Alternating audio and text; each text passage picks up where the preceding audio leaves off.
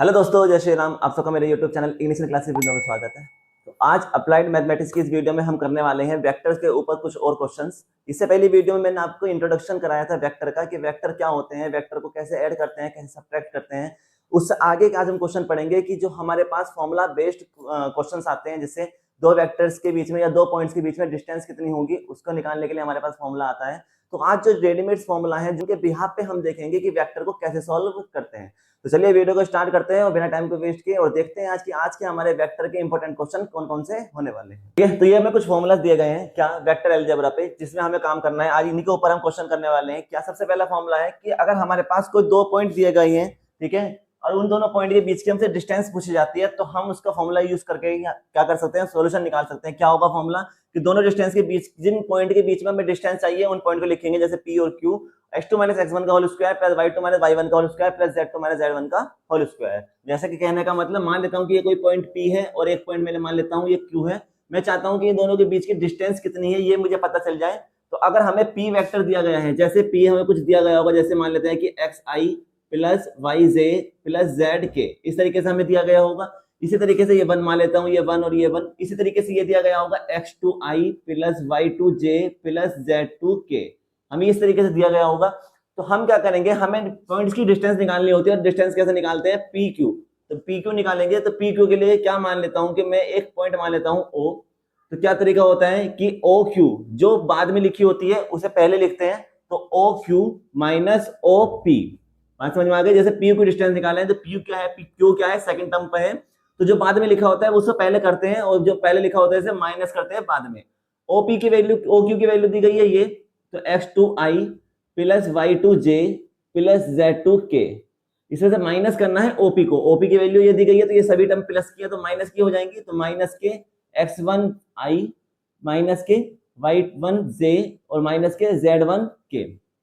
हमने सीखा था कि दो वेक्टर को प्लस करना और माइनस करना इससे पहले वीडियोस में, क्या कि i वाली टर्म्स i में माइनस होगी, j वाली टर्म j में और k वाली टर्म k में। तो यहां से मैं x2 माइनस x1 कर लूं तो i बाहर आ जाएगा, कॉमन है, प्लस। इसी तरीके से यहां से देखो y2 माइनस y1 हम एक साथ करेंगे तो j बाहर आ जाएगा, प्लस। इसी तरीके से z2 माइनस z1 करेंगे तो k बाहर आ गया। ठीक है, ये क्या आया है, ये आया है हमारे पास पी क्यू।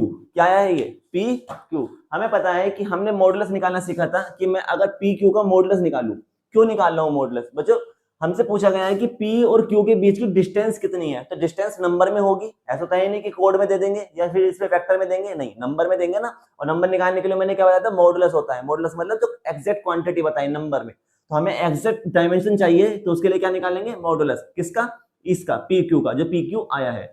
तो हमने मॉडुलस में सीखा था कि मॉडुलस में क्या करते हैं कि आई के साथ जो भी कोएफिशिएंट दिया गया है उसका स्क्वायर कर देते हैं।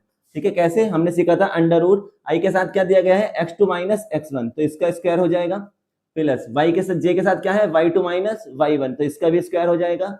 और फिर k के साथ क्या है, z2 माइनस z1, इसका भी स्क्वायर। तो ये जो फॉर्मूला आया है, ये फॉर्मूला हमारा यहां से आया है। तो कैसे आया है, किस तरीके से आया है, ये मैंने आपको समझा दिया है कि दो पॉइंट दिए गए होंगे, उन दोनों पॉइंट का आपको वेक्टर दिए गए होंगे x1 और y1 की फॉर्म में, i और j की फॉर्म में। i और j की फॉर्म में रखने के बाद हमें डिस्टेंस कैसे निकालते हैं कि p q कैसे करते हैं कि जो बाद में लिखी है उसे पहले लिखेंगे और जो बाद में पहले लिखी है उसे बाद में माइनस कर देंगे, यानी कि o q minus o p। o मैंने ले लिया अपने तरफ से, मान लिया था एक पॉइंट, वैल्यू पुट करी, x वाली टर्म, i वाली टर्म एक साथ रखी, j वाली टर्म एक साथ और k वाली टर्म एक साथ, मॉडुलस लगा दिया। मॉडुलस क्या होता है कि i, j और k के जो भी कोएफिशिएंट है उनका स्क्वायर करके जोड़ देते हैं और अंडर रूट में रख देते हैं, तो हमारे पास क्या आ जाता है, मॉडुलस आ जाता है। ये मैंने आपको पहली वीडियो में सिखाया था। ठीक है, बात समझ में आ गई। चलिए, अब इसके बाद हमारे पास दूसरा फॉर्मूला क्या आता है कि कोलिनियर। हमसे क्वेश्चन में पूछा जाएगा कि कुछ वेक्टर्स दिए जाएंगे और वो पूछेंगे कि बताओ ये जो वेक्टर है क्या कोलिनियर है या नहीं है।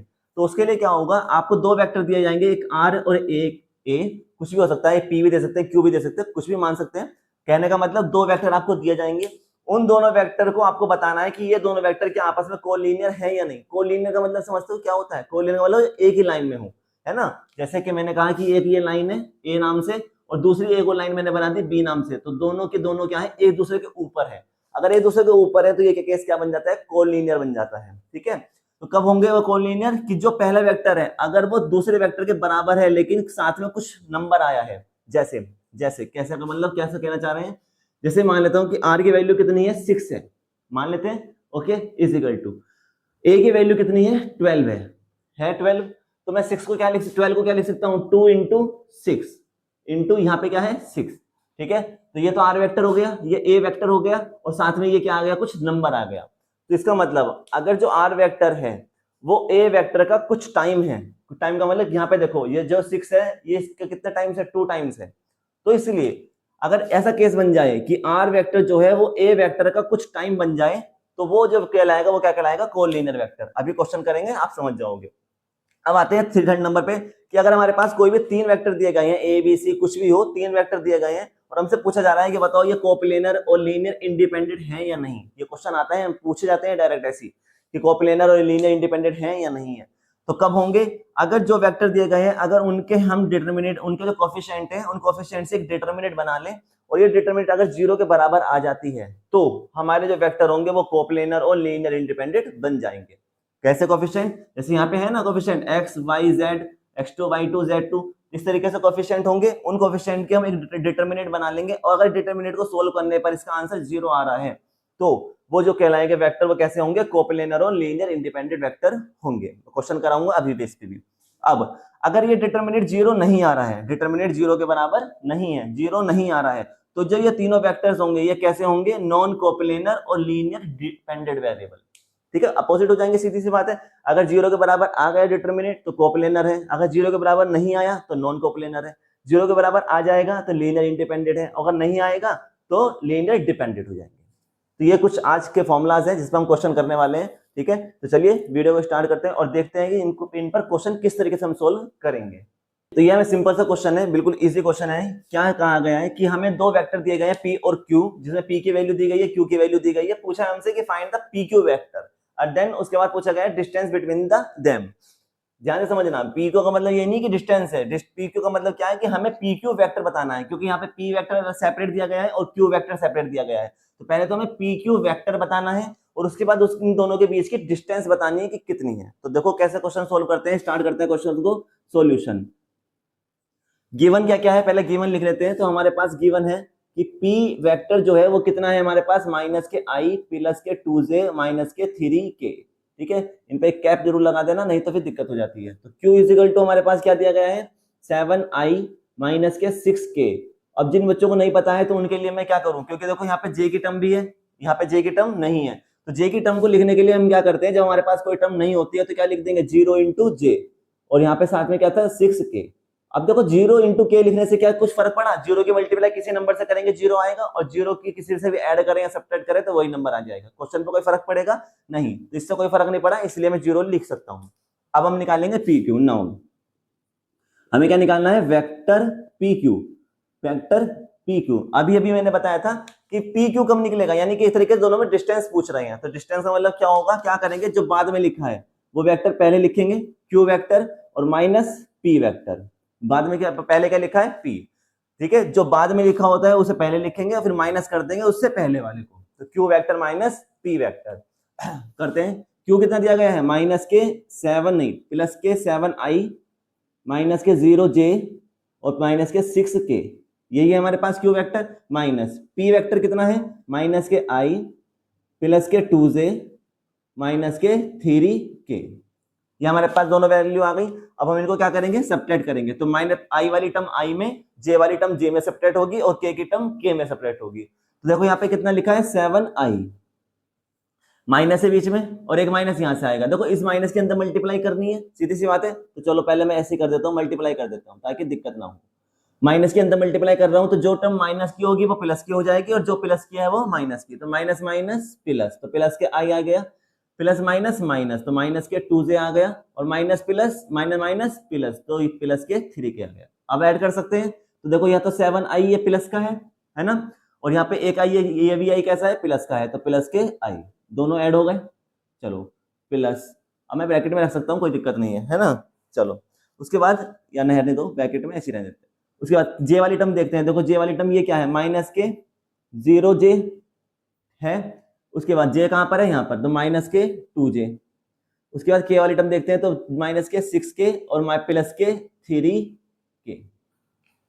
थोड़ा सा सोल्व कर लेते हैं क्या क्या आ गया है 7i और ये 1 7 और 1 कितना हो गया 8i ओके, 0 में से कुछ भी करेंगे तो ये तो माइनस के 2j ही आएगा, और 6k माइनस के या प्लस के 3k है तो कितना आएगा माइनस के 3k। 6 में से 3 जाएगा तो कितना बचेगा 3, लेकिन माइनस 6 क्या है, बड़ा नंबर है और माइनस का है, इसलिए कैसा आ गया माइनस के 3k।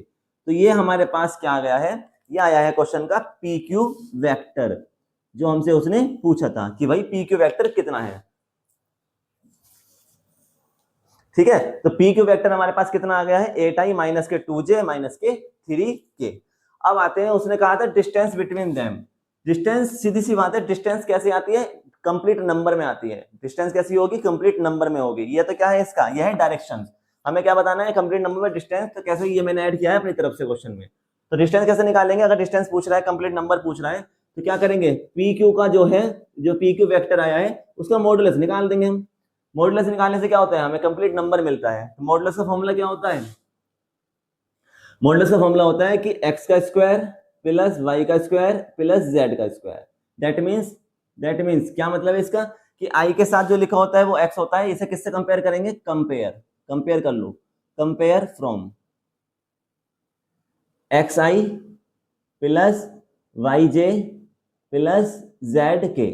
तो देखो जब मैं कंपेयर करूंगा तो x इजिकल टू क्या है 8, ध्यान से देखना, ये भी प्लस की टर्म है, ये भी प्लस की है, यहाँ प्लस की टर्म है तो y प्लस का है।